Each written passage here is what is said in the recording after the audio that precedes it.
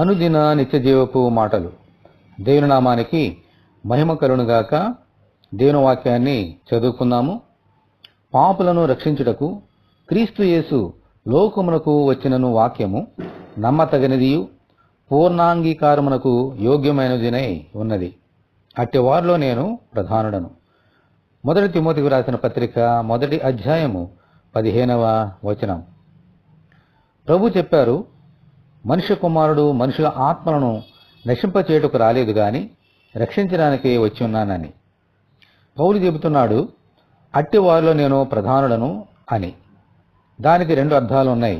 మొదటిది, యేసుక్రీస్తు లోకరక్షకుడని నమ్మువారిలో ప్రధానుడు అని. రెండవది, పాపుల నేను ప్రధానుడను అని. పౌలు తన పాపం నుండి పశ్చాత్తాపం పొంది ఆ పాపం నుండి రక్షించే లోకరక్షకుడు యేసే అని నమ్మాడు కాబట్టి ప్రభువు పౌలును క్షమించి అపోస్తలుడిగా అభిషేకించి అనేక ఆత్మలను రక్షించారు. హల్లెలూయా. మనము కూడా యేసు మన రక్షకుడని హృదయములో విశ్వసించి మన పాపములను ఆయన వద్ద ఒప్పుకుంటే మనము కూడా క్షమించబడి ఆయన పాత్రలుగా మార్చబడి ఆయన బిడ్డలుగా సాక్షులుగా ఈ లోకంలో జీవించగలుగుతాం. అటువంటి కృప దయచేయమని మనమందరము ప్రార్థనలో దేవుని వేడుకుందాము.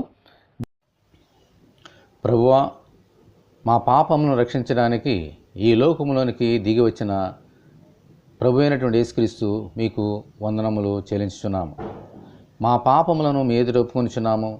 మీ పవిత్రమైన రక్తము చేత మమ్మల్ని కడిగి పవిత్రపరిచి మీ కుమారులుగాను కుమార్తెలుగాను స్వీకరించి నీ రాజ్యమునకు వారసులుగా చేయమని వేడుకొనిచున్నాం. ఈ వాక్యం వింటున్న బిడ్డలందరినీ దీవించి ఆశీర్వదించమని యేసు అతి పరిశుద్ధమైన నామములో ప్రార్థన చేయుచున్నాము తండ్రి. ఆమెన్. ప్రభు కృప మనందరికీ తోడే ఉండి నడిపించునుగాక. పరిశుద్ధ దేవుని మందిరం.